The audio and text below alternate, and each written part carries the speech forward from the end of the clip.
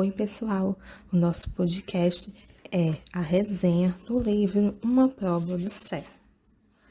Primeiro, pessoal, folheando algumas páginas, para que a gente possa entender essa história, trata-se da recuperação, primeiramente, a recuperação milagrosa de um neurocirurgião, o Dr. Alexander.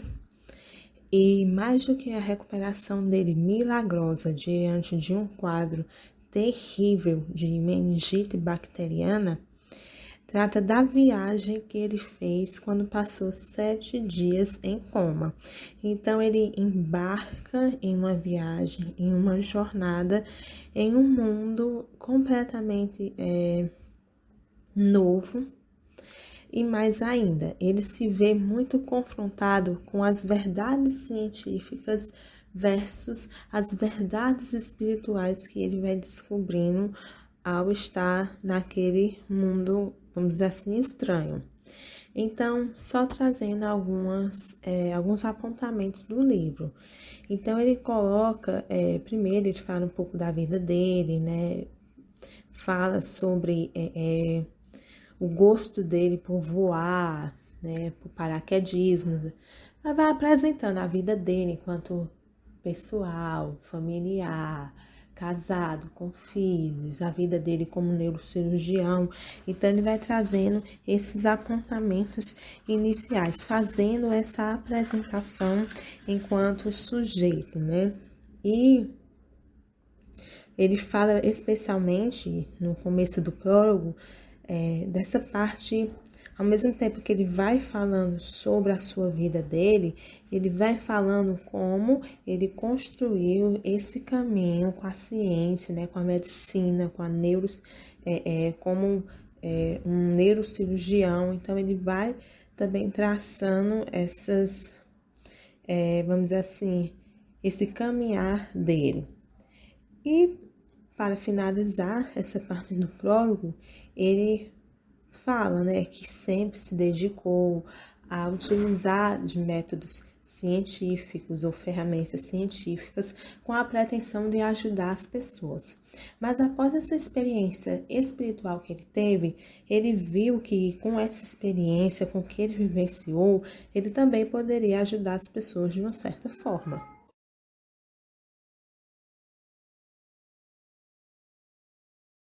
Então, pessoal, ele vai colocar bem aqui na página 10 que ele viveu uma avalanche de experiências, né? Experiências ligadas a essa quase morte, né? E como neurocirurgião, né, o papel que ele desempenha com anos e anos de pesquisa, né? Não só pesquisa e prática, né? E diz que se sente confortável numa posição para variar isso que ele viveu, essa experiência, essa realidade. E que essas experiências mostraram a ele, enquanto pessoa, que a morte do corpo e do cérebro não é o fim da consciência, né? Muitos, vamos dizer assim, ligados à área científica, acham que é o fim da consciência quando há essa morte do corpo e do cérebro. Contudo, ele diz que essa consciência, ela existe, essa consciência humana, ela vai existir além da morte. E é isso que ele quer mostrar nesse livro, né? E até ele coloca o seguinte, abre aspas, e mais importante ainda, essa consciência se perpetua sob o olhar de um Deus que nos ama e que se importa com cada um de nós, com o destino do universo e de todos os seres que nele habitam. O lugar onde eu estive era real, tão real a ponto de fazer a vida no aqui e agora parecer uma ilusão. Isso não significa, entretanto, que eu não valorize a vida que levo agora. Pelo contrário, prezo-a até mais do que antes. E o faço porque consigo enxergá-la em seu verdadeiro contexto. A vida não é sem sentido. O problema é que não conseguimos perceber esse fato daqui, ao menos na maioria das vezes. Então, ele vai colocar esses questionamentos adiante, ele vai descrever o quadro que ele se encontra, né, como vítima de uma meningite bacteriana muito grave, né, um tipo de infecção muito grave. e que ele vai ser submetido a um tratamento no hospital. E ele aqui coloca os dados, né, em relação à recuperação, ou a óbito, né, em recuperação em caso extraordinário, né, o qual nós chamamos de milagre, né, mas para a ciência tem seus devidos nomes. E aí ele diz que desse tipo de doença que ele teve, aqueles que escapam com alguma função neurológica afetada, e cerca de 10% do que tem meningite bacteriana tem a sorte de escapar com vida e com sequela, né? Então, vive, mas com sequela dentro da sua função neurológica. E aqueles que conseguem viver e que têm danos muito graves passam a viver em estado vegetativo pelo resto dos seus dias, né? Só que o que acontece com ele realmente é um milagre muito grande e vamos visualizar nas páginas a seguir.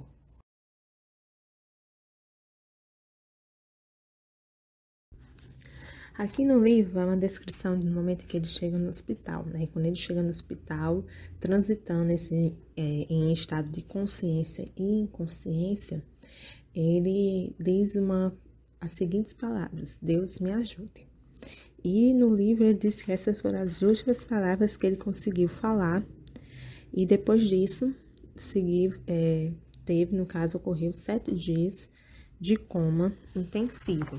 E nesse coma intensivo é onde ele vai para um tal de mundo subterrâneo, né?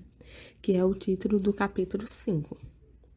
E a princípio é um mundo completamente de escuridão.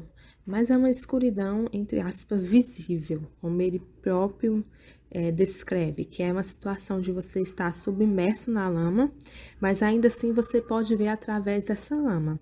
Então, por isso que é uma escuridão visível, né? Como se fosse uma espécie de gelatina escura.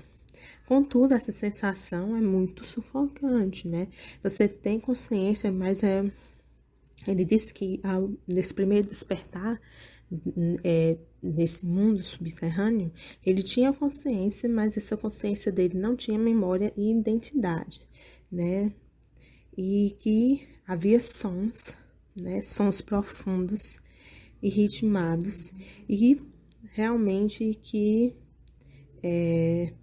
fazia com que essa consciência dele realmente começasse a se indagar sobre o que era aquela situação, né? O porquê de estar naquele lugar, nessa escuridão tão pulsante, né?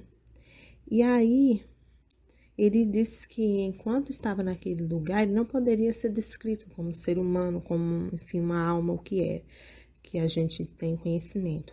Mas ele se auto-intitulou de ser primordial. Então, lá ele era um ser primordial, ou seja, aquele ser que, a partir dele, outras vidas vão se desdobrando, né? Outras formas vão sendo moldadas nesse sentido. E aí, mais adiante, a gente vai entender. Então, ele diz que tudo que ele conhecia enquanto ser humano, nessa forma de ser primordial, havia desaparecido. Então, emoções, a própria linguagem humana, a razão, até porque ele diz que nesse primeiro momento ele não tinha nem memória nem identidade. Então, realmente, era como se ele tivesse regredido, aqui ele diz, né? Como se eu tivesse regredido a um estado primitivo nos primórdios da vida, talvez como uma bactéria que se apoderou do meu cérebro e encerrou sua atividade. No caso, essa bactéria que causou a doença dele. Então, ele se comparou enquanto ser, enquanto ser primitivo dentro daquele mundo, tal qual a bactéria que tinha se apoderado do cérebro dele, tinha causado essa doença. Então, ele disse por que estar preocupado, por que pensar nas coisas, se ele mesmo sentia que a questão da identidade, das memórias, não era importante naquele momento. Foram as primeiras, os primeiros questionamentos que ele fez. Então, ele chama a atenção para o seguinte fato aqui na página 23. Abre aspas. A minha consciência não estava embaçada nem distorcida, ela estava simplesmente limitada. Eu não era humano naquele lugar, eu não era sequer um animal. Eu era alguma coisa anterior e inferior a tudo isso.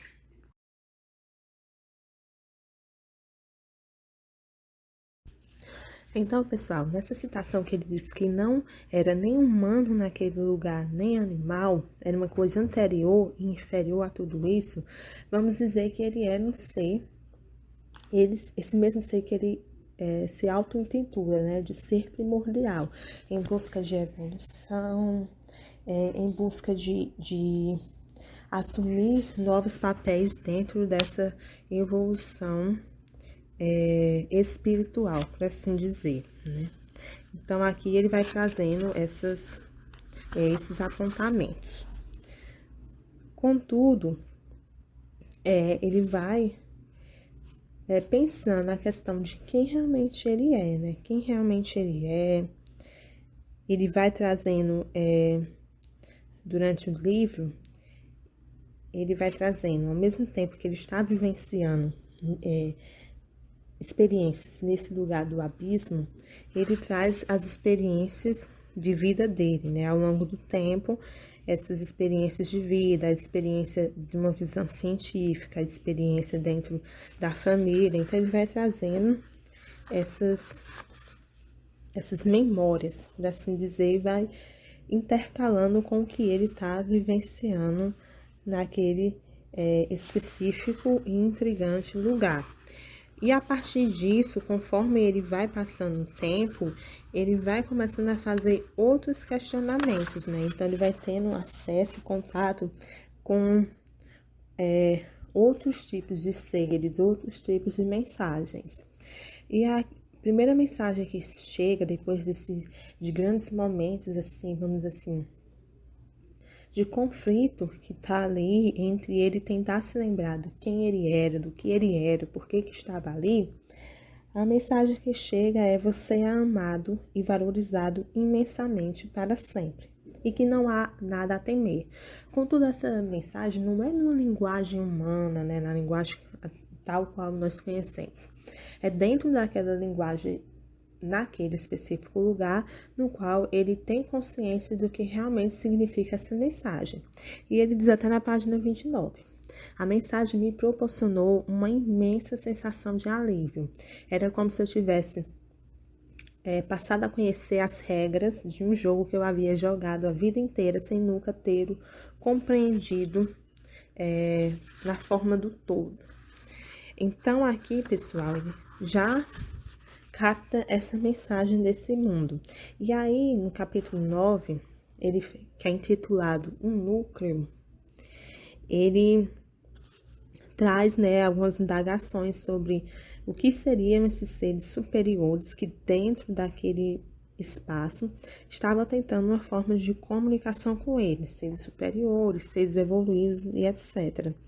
E que faltavam palavras, né? Talvez a linguagem humana seja uma linguagem tão limitada dentro daquele contexto que para ele faltam palavras para descrever aqueles seres que vão tendo contato com ele, né?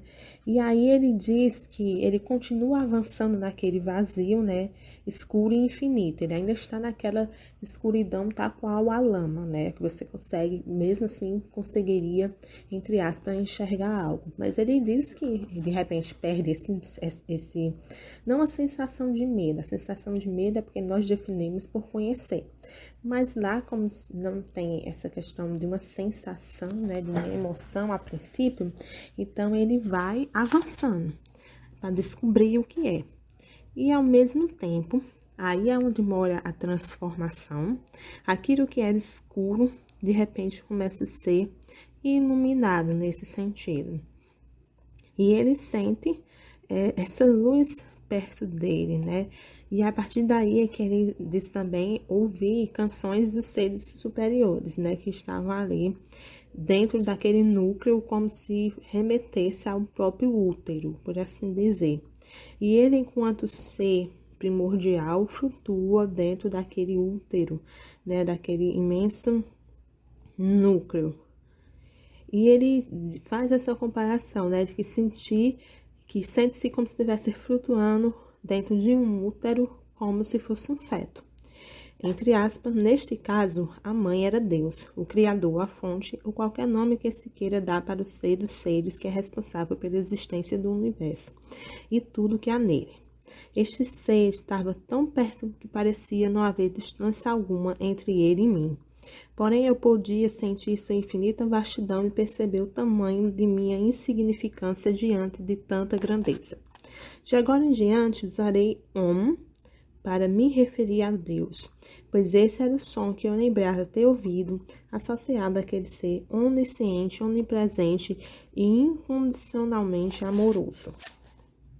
Então, ele tem um contato, né, com este ser, eles sentem, né, eles sentem esse ser maior, essa fonte divina, essa fonte criadora, e aí o que ele consegue sentir é através desse som. Esse som de o som que dá a certeza de que aquela fonte de vida divina estava de fato perto dele.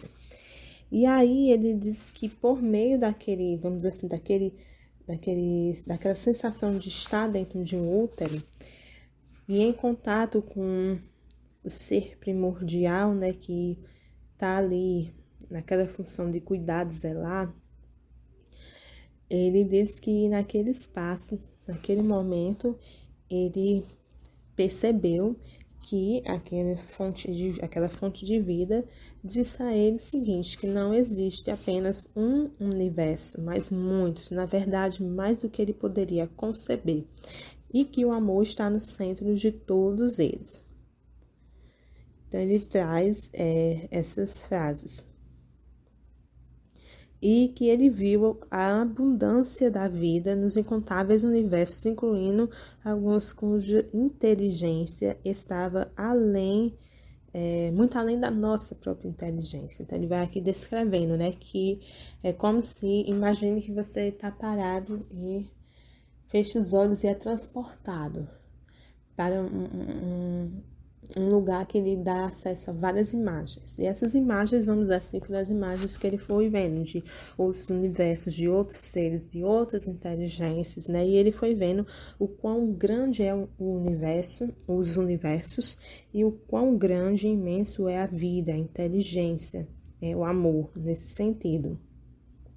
E aí ele percebe que esses mundos não estão isolados, não estão separados.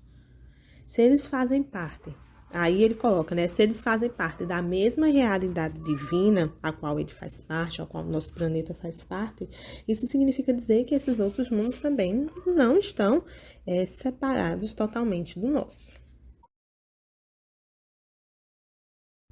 Então, pessoal, ele disse que quanto mais se aprofundava nesse núcleo, mais ele ia aprendendo com essa forma não verbal os ensinamentos daquela dimensão a qual ele estava fazendo parte no momento. E que tudo que ele enxergava, tudo que ele ouvia, a única palavra, se ele pudesse se descrever dentro da linguagem que a gente conhece, seria amor. Contudo, ele diz que há, sim, uma dificuldade de uma pessoa que experimenta uma vivência de quase morte para se adaptar ao mundo terreno, porque segundo ele tem algumas incertezas, é um certo desafio do momento que você está lá para o momento que você volta, né? O que você aprende lá com vamos dizer assim, com os conflitos do que nós aprendemos aqui. Então, ele diz bem aqui na página 46, que acredito que estamos atravessando um momento crucial em nossa existência. Precisamos recuperar esse conhecimento mais amplo enquanto vivemos aqui na Terra, enquanto o nosso cérebro está em pleno funcionamento. A ciência a que me dediquei durante tanto tempo não contradiz o que eu aprendi lá em cima. Mas muita gente acredita que sim, pois alguns membros da comunidade científica estão presos à visão materialista do mundo e têm insistido cada vez mais que a ciência e a espiritualidade não podem coexistir. Então, mais do que nunca, esse livro ele trabalha com um pensamento de que ciência e espiritualidade, sim, podem coexistir, podem uma explicar o que a outra falta no sentido de compreensão. Então, ele diz que quando ele estava lá naquele momento, nesse transe espiritual, ele disse que conseguiu sentir as orações que as pessoas estavam enviando para ele, né? Então, pessoas que iam lá no hospital visitar ele em estado de coma e oravam por ele, né? Pediam para que ele se recuperasse. Ele disse que ele recebia aquelas orações e quanto mais ele recebia, mais ele era fortalecido nesse sentido e mais ele entendia que ali não era a hora dele morrer. Aquele momento não era o momento da morte dele, enfim, do corpo, né? Mas que ele conseguiu receber esse feedback do plano terreno, por assim dizer, né? E ele diz que vamos dizer, esse ser superior que acompanhava ele, que mostrava os níveis do núcleo que ele estava lá, era uma menina de asas de borboleta, que lá no futuro ele vai descobrir quem é essa menina de asas de borboleta, né? Quando ele, só adiantando, quando ele acorda do coma, depois de muito tempo, ele vai ter contato com a família biológica dele, porque ele era adotado, mas ele tinha consciência de que ele era adotado, etc. E quando ele tem contato com a família biológica dele, ele entra em contato com uma irmã e a outra irmã tem falecido, né, há muito tempo atrás. E ele pede para ter uma foto dela, né, para conhecer. E quando ele vê a foto dessa irmã dele, é que ele começa a se recordar de que aquela pessoa que tinha uma aparência de asas de borboleta, né, naquele corpo completamente diferente do corpo humano, mas ele consegue identificar no olhar, enfim, traços semelhantes à da irmã dele, né? Porque ele diz que não é assim uma lei, mas muitas pessoas que vivem essa experiência de quase morte, elas têm contato com pessoas que já morreram, né? Com espíritos de pessoas que já morreram. E ele se perguntava por que dele não ter tido esse contato, né? Na cabeça dele, ele não, de alguma forma, as pessoas que passaram né, assim, os seres, né, não pessoas, né, os seres, porque é diferente a Constituição. Os seres que passaram na frente dele, que orientaram, que se comunicaram com ele, eram pessoas que ele não conhecia, eram seres que dentro do avatar humano, por assim dizer, ele não conhecia. E depois foi que ele começou a se lembrar de que sim, aquela pessoa que mais auxiliou ele, aquele ser superior que mais auxiliou ele em forma de borboleta, era a sua irmã. Só adiantando essa informação bem importante que ele vai trazer no livro, né? Então, pessoal, chama a atenção para a página 49 no livro, quando tem a seguinte citação. Eu agora compreendi que sou parte do divino e que nada, absolutamente nada, pode tirar isso de mim.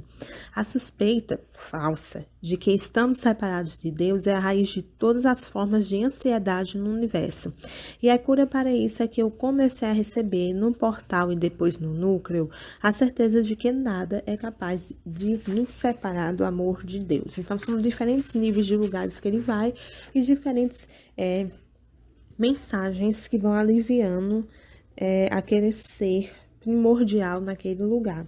E ele diz o seguinte, que a parte física do universo é um grão de areia comparada à parte espiritual e invisível. Então, isso é o que ele diz de vários universos, do quão gigante é o universo, que o que nós sabemos da forma física, como nós visualizamos ou como as naves, né, de expedições que vão ali pelo espaço mostram-nos como é o universo, aquilo ali é um grão de areia do que realmente é o universo na realidade.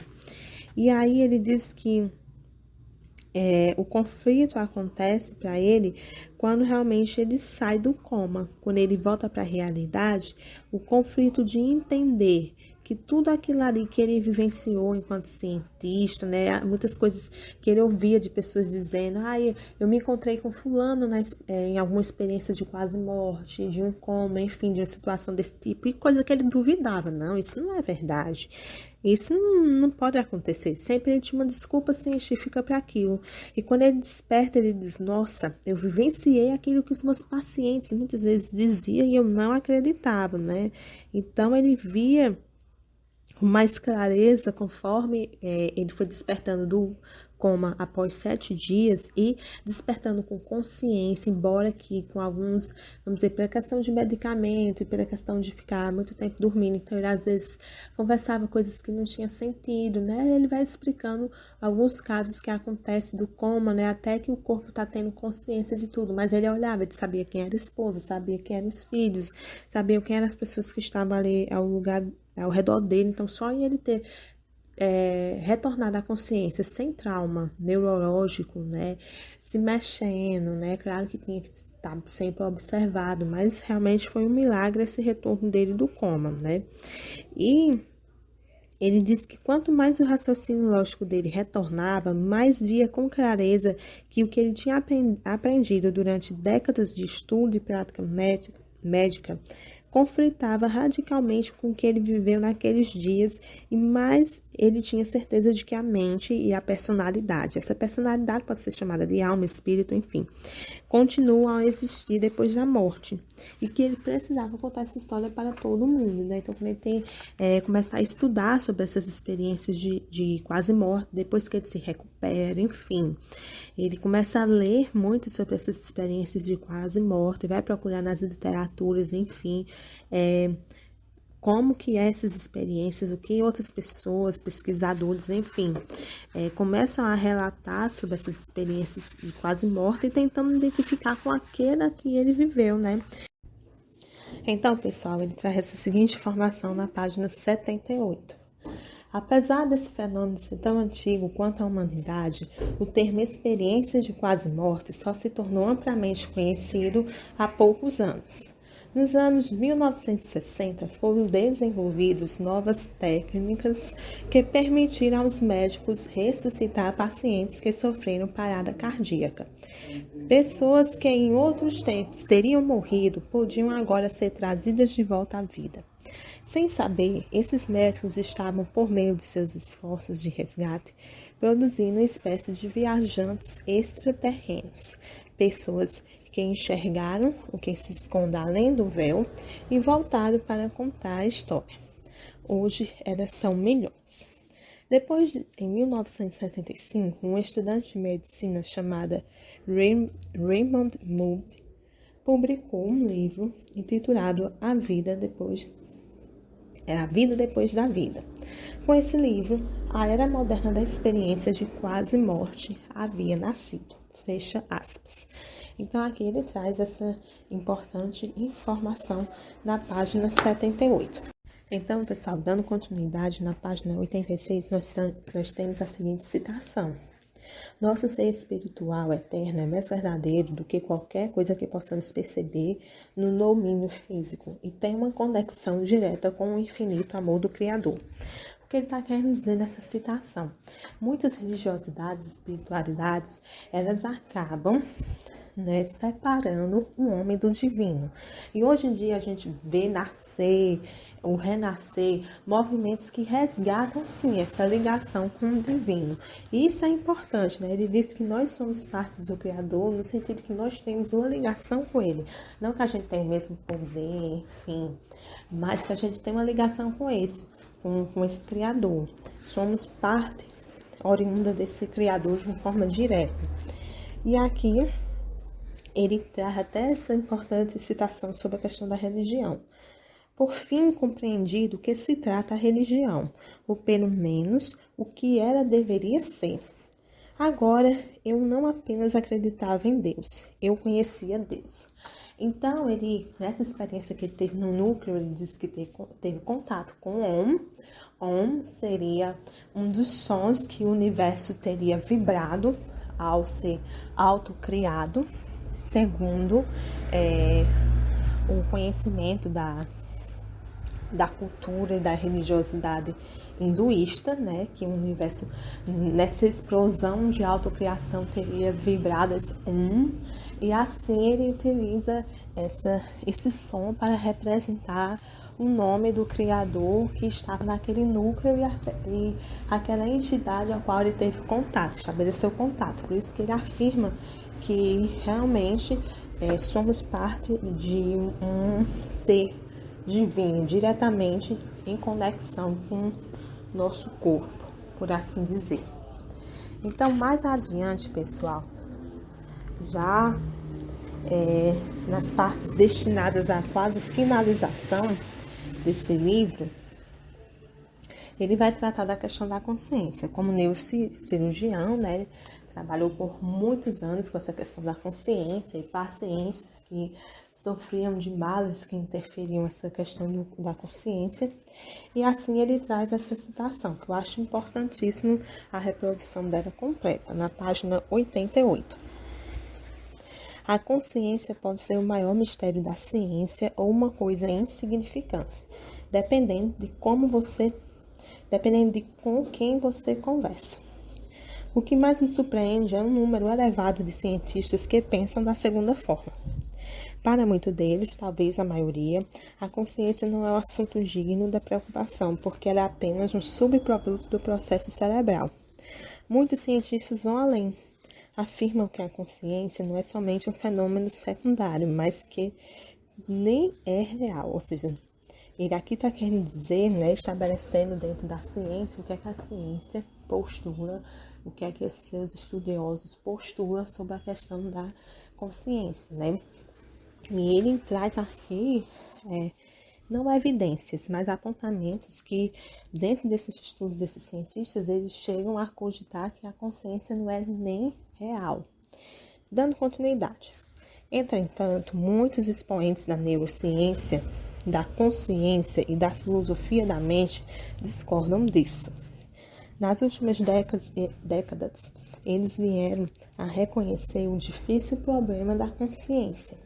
Embora essa ideia estivesse consolidada há décadas, foi David Chalmers que a definiu em seu brilhante livro em 1998, A Mente Consciente. A maior questão diz respeito à existência da experiência da consciência e pode ser resumida nestas perguntas. Como a consciência surge no cérebro humano? Como ela está relacionada no comportamento humano? Como o mundo percebido se relaciona com o mundo real? O problema é tão difícil de resolver que alguns pensadores disseram que a resposta se encontra fora da ciência. Embora esse fato não deprecie o fenômeno da consciência, na verdade é uma pista sobre um insondável papel no universo. Então aqui ele traz esses apontamentos finais sobre estudos da neurociência da consciência e da filosofia da mente, que vão discordar da afirmação de muitos cientistas quando eles dizem que às vezes cogitam a ideia de que nem sequer é real a consciência.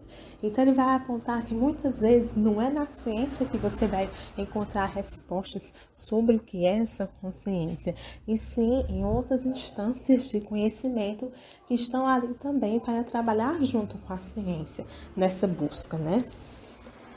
Mas às vezes a arrogância humana, né, quando se atinge determinado conhecimento que só quer provar por meio da ciência, enfim, a ciência se mostrou durante a história também muito falha, de dizer, isso é certo, depois, não gente, isso é errado, não, isso é bom para a saúde, não, isso não é bom para a saúde. Então, nesse sentido, a ciência também se vale de experimentos e tentativas, né? Então, os experimentos e tentativas que de fato vão concretizar aquilo que se postula como verdade, mas a verdade ainda pode ser discutida e muitas vezes negada, como a própria ciência nega os seus dizeres, por assim falar. Então, ele diz que além da questão da consciência, outras abordagens como alma, vida após a morte, reencarnação, Deus, céu, são também difíceis de serem respondidas pela própria ciência, por métodos científicos tradicionais. Então, esses métodos científicos tradicionais também vão vir a negar essas questões de alma, de céu, de Deus, porque eles não conseguem responder. Quando não conseguem responder, acham melhor viver na negação. Só que ele diz que tem que ser investigado, tem que ser por outros viés, outras instâncias de conhecimento, né? E que é muito mais profundo o mistério da realidade no mundo espiritual. Então, vamos dizer assim, isso é o que realmente intriga, esse mistério é altamente profundo. Então, tem ainda que se estudar. E aí, na página 89, ele traz a seguinte citação: para estudar o universo em nível profundo, precisamos reconhecer o papel fundamental da consciência na construção da realidade. Então, a partir desse momento que a gente tem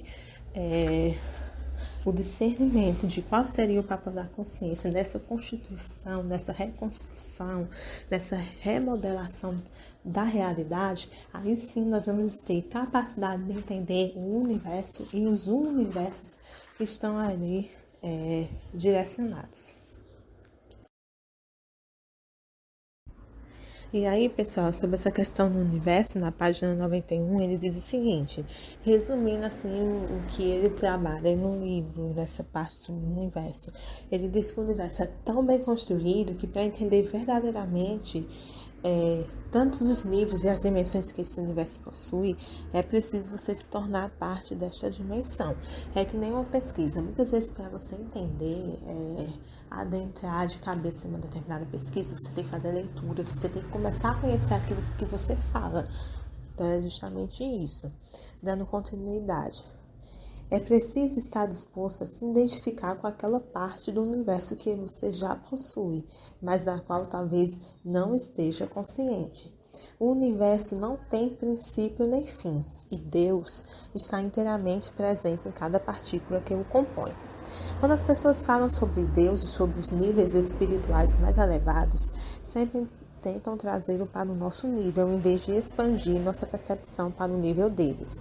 Com descrições limitadas, corrompemos sua natureza extraordinária. É o que ele coloca muitas vezes, que determinadas religiões que acreditam em Deus, que falam sobre Deus, eles costumam trazer Deus uma figura humana, né, uma imagem humana.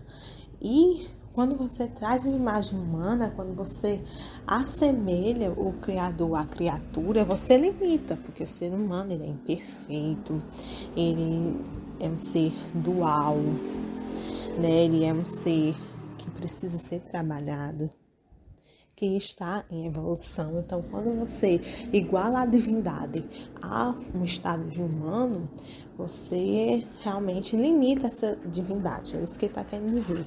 Dando continuidade, as palavras do cego curado por Jesus no Evangelho, eu era cego, mas agora vejo, ganharam um novo significado para mim quando eu entendi que nós, aqui na Terra, estamos cegos para a natureza plena do mundo espiritual.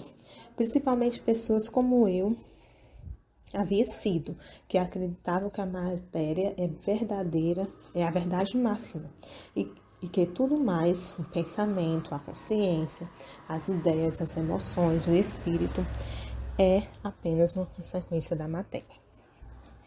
Então, aqui ele diz, né, que quando você se limita a enxergar aquilo só que o mundo material, que o mundo físico te oferece, se torna mais limitador essa sua visão do universo. Mas quando você abre sua mente, com certeza se amplia.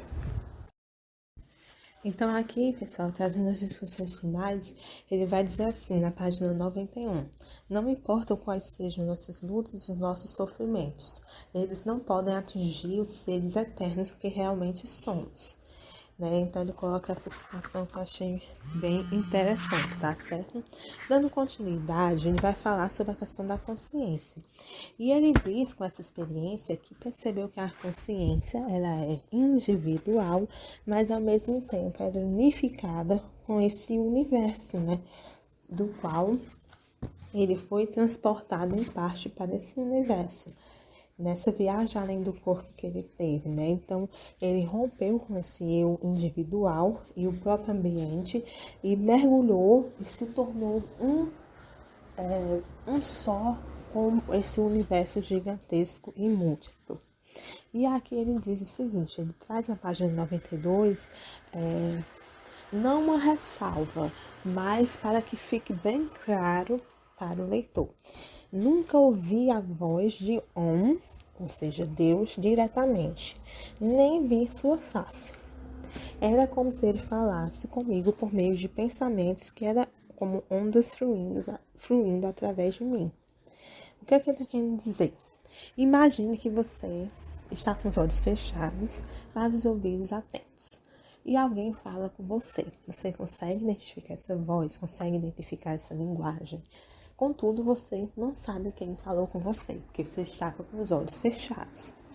Isso é basicamente o que aconteceu com ele. Uma onda de pensamento invadiu aquela mente dele enquanto ser primordial, imerso naquele núcleo, imerso naquele útero, né, naquela experiência que ele estava tendo, e falou com ele, dizendo: eu sou eu sou esse criador, eu sou essa energia, e você é amado, você é bem-vindo. Então é isso que ele coloca bem pontuado aqui no livro. E ele traz, para finalizar essa parte sobre universo, consciência e comunicação divina, ele diz: comunicar-se com Deus é a experiência mais maravilhosa que alguém pode imaginar, mas ao mesmo tempo é a mais natural de todas, porque Deus está presente em nós o tempo todo, onisciente, onipresente e pessoal, e nos amando incondicionalmente. Nós todos somos um por causa do nosso elo com Deus. E por último, o capítulo 34, que tem o título de Último Dilema, ele traz, justamente aquilo que eu contei lá no começo, sobre uma certa semelhança que há entre todas as experiências de quase morte, que é você visualizar o teu encontro com um espírito de uma pessoa falecida ou paciente, ou pessoas que passaram por sua vida e que são conhecidas, mas estão mortas. Então, esse encontro acontece na maioria das experiências pós-morte. E ele, naquela época, se perguntava muito, por que ele não teve essa experiência como a maioria teve.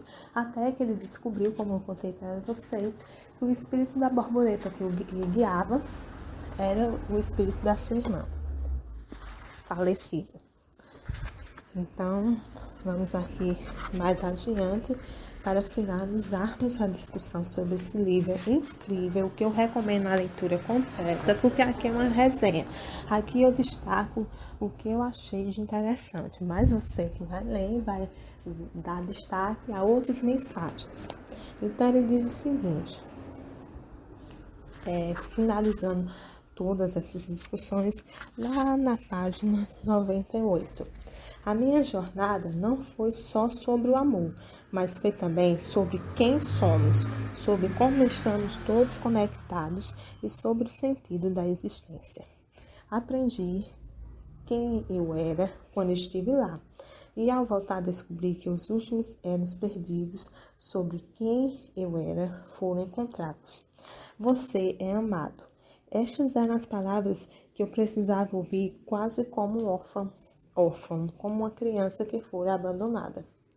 Mas é também o que todos nós necessitamos escutar, porque em se tratando de quem realmente somos, de onde realmente viemos e para onde realmente vamos, todos nós sentimos equivocadamente como órfãos.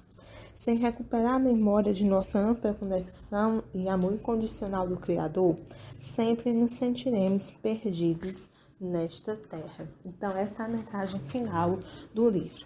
Espero que vocês tenham gostado.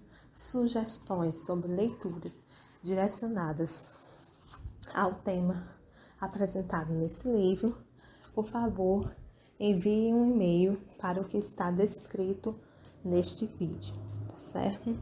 Até lá!